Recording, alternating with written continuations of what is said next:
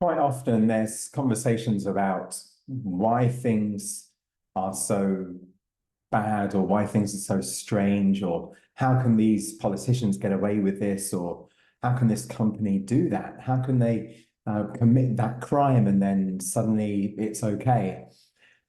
It's quite natural for us to be questioning the absurdity of some things, and it's understandable in this day and age that there's this dissonance between how we feel things should be and the way things actually are.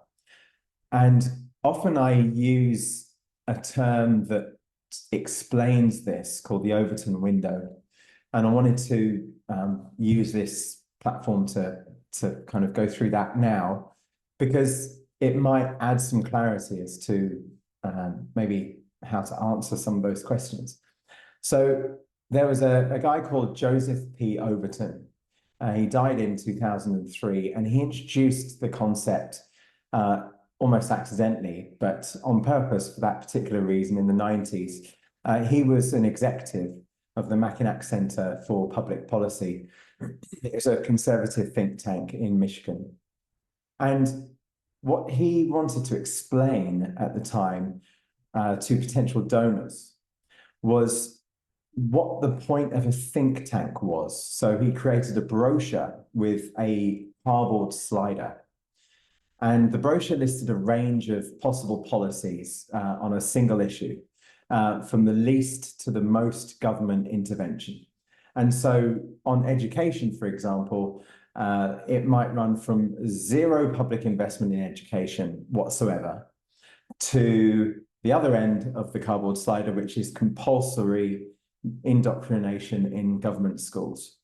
So you imagine a cardboard slider like that. And of course, as the slider is moving, only part of the range of the slider is visible. And that's then the policies that are acceptable. But as you move the slider, then different policies fell into what he calls the window of political possibility.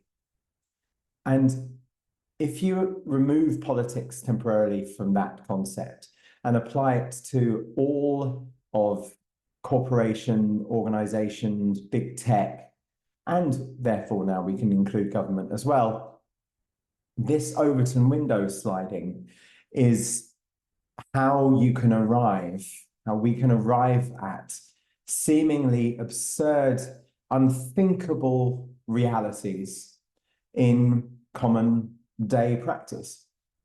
I remember when I was walking along the beachfront during COVID, and I wanted to buy a bottle of water. And you were allowed out at this moment. We were lucky enough to be in a place where freedom of movement was limited, but still possible. But you had to have a vaccination certificate to go anywhere and do anything. So I walked to this cafe, and I kind of said across the border of the cafe, I said, "Can I buy a bottle of water, please?" I kind of showed my money and said, "Can I buy a bottle of water?" He said, "Have you got your vaccination certificate?" And I didn't. I wasn't vaccinated at the time. And so he said, "No, you can't buy a bottle of water." And that's crazy, obviously, because I didn't pose a risk to anyone in the cafe. Even if you do believe the entire narrative of the vaccines and COVID, then one would even then think that the only potential risk I was causing to anyone was myself. But that's too logical for it. The purpose of this story is to show how, if you think on a normal standard day, if you said, "Can I buy a bottle of water?" and someone said no, then it would be weird, right? But of course, under the circumstance that we're in, it's completely and utterly fine. And the Overton window can shift dependent on the circumstance that we're in, whether that's from being able to mingle socially to standing 1.5 meters apart, despite politicians having a party in their house the same day as announcing that there was a restriction on where you can stand, wearing face masks with dubious effectiveness, or taking untested vaccines, whatever it is that you feel and what you believe in and what your research has shown you. The point is that these things change as our cardboard slider at the Overton window kind of moves.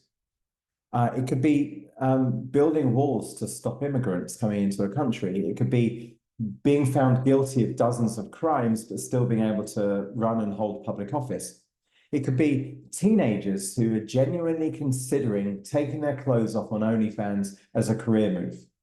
It could be using social media that blatantly spies on us to such an extent that if you say you want to see less of an advert, one of the pop-up options is it because the ad knows too much? I mean, where do you have to get to in the Overton window for these things to be normal? And it normalizes things, you know, in the volume of deaths in a standard movie that is shown to a 9, 10, 11, 12-year-old in the first 60 seconds is incredible. And I mean incredible in the true definition of the term, uncredible. It is amazing how our expectation now is for young media to be tremendously violent, overtly sexual. And this, I don't want to come across as like some form of ultra conservative kind of do-gooder here, but it's amazing how these things are acceptable, and the Overton window is a good way of explaining it. Another one is the analogy of a frog with a boiling saucepan of water. If you put the frog into a boiling pan, then it will jump straight out. But if you put the frog into a cold pan and you gradually heat it up, the frog will eventually boil to death. And that's what the Overton window does. There was a quote here by Hannah Arendt in the Eichmann in Jerusalem book. And I find that quite interesting because if one were to look at it from a totalitarianism state, we're moving into that type of scenario, which is why I felt compelled to launch Ethics TV. And the ideal subject of totalitarianism is for people for whom the distinction between fact and fiction, true and false, no longer exists. So it's quite important for us as a society, in the eyes of those who move the Overton window, to not know whether something is true or false, to not actually be sure whether something is fact or fiction. And if we're looking for a sign of this moving toward this situation, then this is it, because we are passive and we are kept into a holding pattern with machines and screens and a mass of information, lots and lots of noise, so that we can't necessarily find out what our signal is. And as Noam Chomsky said, the smart way to keep people passive and obedient is to strictly limit the spectrum of acceptable opinion, but allow very lively debate within that spectrum, even encourage more critical and dissident views. Noam also said that gives people the sense that there's free thinking going on, while all the time presuppositions of the system are being reinforced by the limits put on the range of the debate. And I believe that is an extremely accurate take on the society and the system interplay right now, propagated by digital media and requiring, I think, a very strong look at the moral principles on which decisions are made, not only by us as humans and society, but also by the controlling forces. But to be honest, if you look at a queue of people for comforting lies and a queue of people for unpleasant truths, it's very much skewed one way rather than the other. And the signposts, of course, for the unpleasant truths come in the constantly changing narratives, the reduction of free markets, i.e. the control of flow of currency and so forth, and also the removal of counter-arguments and the deplatforming that you have. One of the reasons why I'm broadcasting this on Rumble rather than YouTube Direct is because I think there's a strong chance that over our discussion about ethics, there will be a move to silence and a move to censor and a move to deplatform, because under the banner of misinformation, there is an inherent censorship, which is something that a decentralized society of free thinking and free speaking individuals wouldn't need to suffer. But as Dresden James says, when a well-packaged web of lies has been sold gradually to the masses over generations, the truth will seem utterly preposterous and its speaker a raving lunatic. Well, I hope that Ethics TV doesn't necessarily result in me being seen as a raving lunatic, but frankly, if it even inspires the critical thinking from one person, then it's success. And I feel that we, at any time, could do worse than to question what the situation is around us and whether or not the Overton window has shifted somewhat from being previously unthinkable to being something that we actually embrace. And if we feel that that's the case, then what are the solutions? What are the technologies and the tools that we can build to address that? I hope over time that we can discuss the solutions to this more. And obviously, I'm involved in building some myself. And I think that we need more people to talk solution-based angles to these issues and these challenges.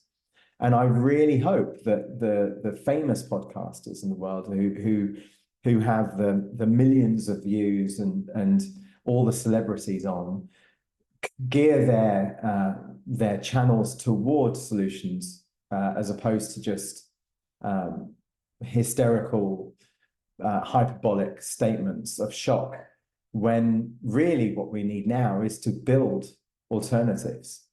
And so to do that in this framework, Ethics TV is here to encourage those conversations and therefore encourage the build of the future in an ethical way. I'll see you next time.